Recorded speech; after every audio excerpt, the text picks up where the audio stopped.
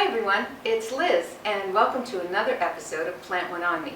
Today we are going to be cooking something that I think is kind of cool. It's like a vegan spinach puff pastry appetizer, and so it's really nice if you're looking to bring something or serve an appetizer. This is a really simple one that looks pretty impressive, so hopefully you'll try it. Anyway, let me go over the ingredients of what we're going to have. First, I have soaked some cashews, and I've soaked them for about 4 to 6 hours.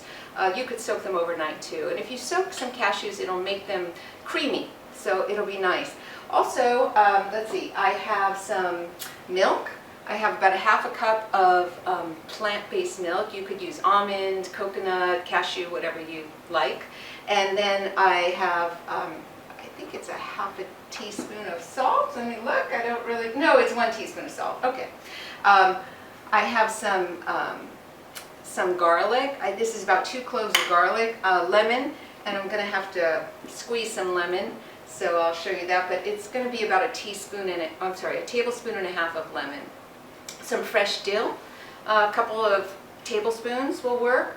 I did like a half of a small onion, and some frozen spinach. And what I did is I thawed the spinach, and then once it was thawed, I put it in paper towels so that it could like absorb extra moisture. You don't want it to be real wet. So I think that's everything. Oh, and puff pastry. Okay, and puff pastry the one I get looks like this. Try to look for a vegan kind. Most of them are accidentally vegan, so that's fine, but make sure that, you know, nobody's being extra with you and adding something you didn't expect. So check the ingredients. They come in different sizes. I like this size because I could make 2 pastries by just cutting it down the middle, so I'll show you that. So we're going to get to that. Okay, so let's get started. Number 1, we are going to put these cashews in a food processor. Hopefully you have a food processor, or maybe a blender would work fine too. I'm going to put the plant milk and the salt and the garlic. And the other thing I'm going to put is lemon, which I have not done yet. Sorry about that. So here you go. I have one of these little squeezy things. I never know the names of things if you guys haven't figured that out by now. Citrus squeezer. I just made that up, or maybe that's what it's called. I don't know. Anyway, I have kind of a big lemon, so I feel, in my mind anyway, that if I squeeze both halves, that will be a tablespoon and a half.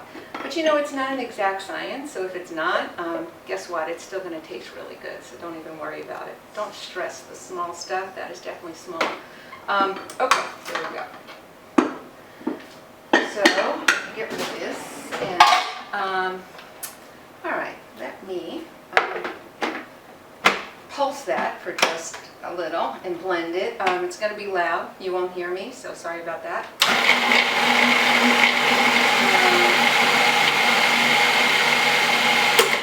Yeah, seems pretty blended. If you want to see in there and see kind of what it looks like, you could have a look in here and check it out so you could see what it's supposed to look like. Okay, so there it is. To that, I'm going to add spinach. Oops. My dog will probably eat the spinach on the floor. Spinach is okay for dogs, right? We'll find out. I think it's going to be fine. I think spinach is good. I think it's just avocado and onion that's not good, right? And grapes and stuff.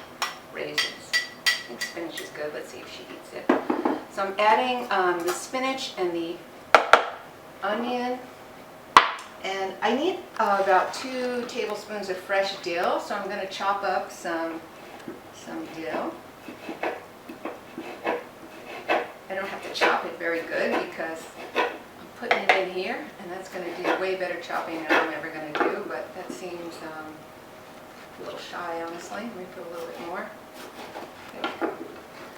You know, if you're somebody who likes to measure everything, go ahead and do that. You know, do what makes you happy. I find that I don't actually have to measure it, and it comes out fine. I think baking is really exact. Cooking is not.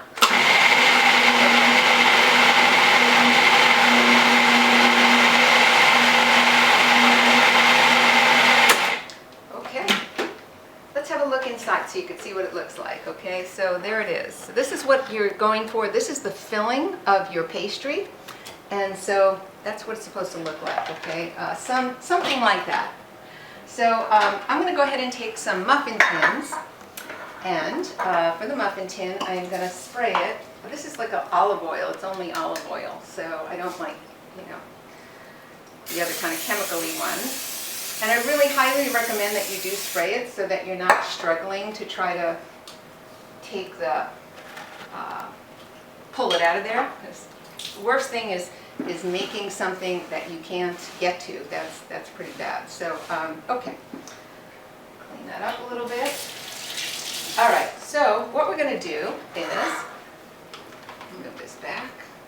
I'm going to take a puff pastry, make sure that it's clean here and dry. Put it right here at my counter. And I've thawed these. They thaw pretty quickly, like maybe in 15 minutes it's thawed, so it's not a whole lot of thawing time. So you don't have to take it out the night before or anything like that. I'm going to put it in here, okay, and just so you get an idea. And then you take maybe a tablespoon or two. And I think it would also depend how big your muffin tins are. I usually fill it up to the top of the muffin tin, okay? So it looks like that. Maybe a little more in this one. Okay. So then I sort of pinch them together. You can see what I'm doing there. I pinch it like that so that I'm closing it up. And make sure that your puff pastry is pliable enough, so it has to be soft enough for you to do that, okay? So that's pretty much how you do it. You take it, I'll do it one more time so you can see. I'm sure you're not going to want to watch me do all of these, so I'll just do two more, and then through the magic of video, we'll cut back and they'll all be done, like magic, okay? So here we go. Here's one more we're doing here. Try to make them kind of uniform, because when you're going to bake, you want it to have about the same amount in each one so they bake evenly, right? Okay, and there you go. So you just, and there's nothing, you know, there's no special way to pinch them together, just pinch them together to kind of close them off. Okay, so now that I'm done making all of these, I'm going to take some olive oil and just brush on a little bit on each one. And that'll help it brown nicely. So there it is, not real hard. You know, they're not exact. I kind of just did it quickly and the best I can, but they're still going to taste really good. And you can make them look gorgeous. And I'd love to see a picture if you actually make them. Show me what they look like and how beautifully you made them. That would be nice. You could post it below. Okay, so I have an oven at 400 degrees that is heating up. I'm going to go ahead and stick it in there. And I'm going to leave it in there for, let's see, I'm trying to see how long I put it in there for. I think it's like a half an hour or 20 minutes. Let me see. Sorry, guys. 25 minutes. Yeah, it was pretty close. It was somewhere between 20 and a half an hour. 25 minutes. So I'll let you see what it looks like when it comes out. Okay, it's done. Here we go. What do you think? It looks good, huh? It really tastes good too, so give it a try and let me know how you like it. Tell your friends and don't forget to subscribe, okay? Happy cooking! Don't forget to subscribe below, okay? And if you're looking for a written version of this recipe, you can find it below, right next to the subscribe button, okay? Tell your friends. Happy cooking!